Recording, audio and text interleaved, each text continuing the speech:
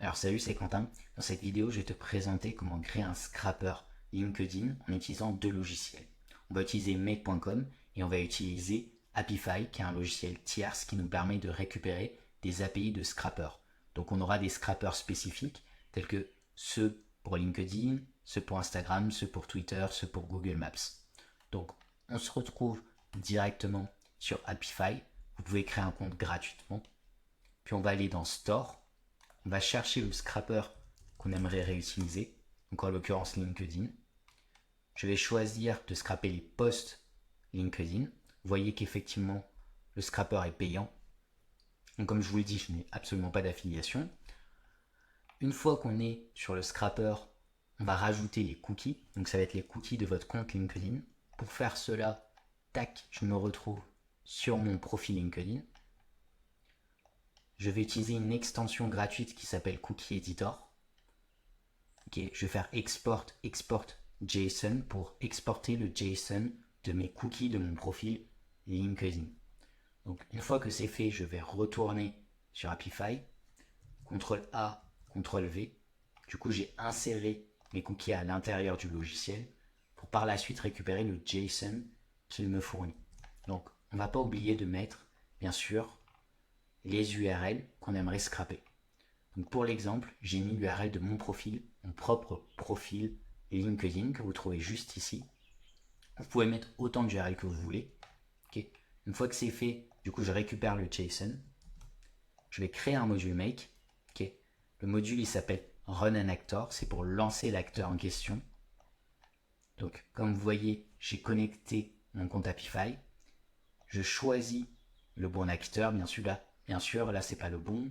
Donc on choisit LinkedIn Post Search Scrapper. On peut checker l'URL en haut à gauche. Une fois que c'est fait, on va copier-coller le JSON. Donc on fait clic droit, coller en texte brut pour garder toutes les indentations. On met un timeout à 120 secondes ou plus ou moins. C'est à vous de décider. Okay. Une fois que j'ai créé ce module, je vais le tester pour voir s'il marche bien. Je retourne dans Run. Tac, ça va prendre quelques secondes.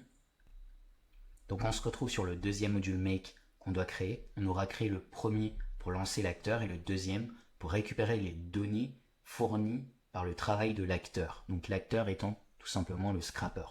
Donc on va créer deux modules. Le premier, Watch an Actor Run, pour regarder effectivement que l'acteur en question a bien travaillé. Donc je connecte le bon webhook. Je fais OK. J'utilise le module Get Dataset Item pour récupérer effectivement le dataset.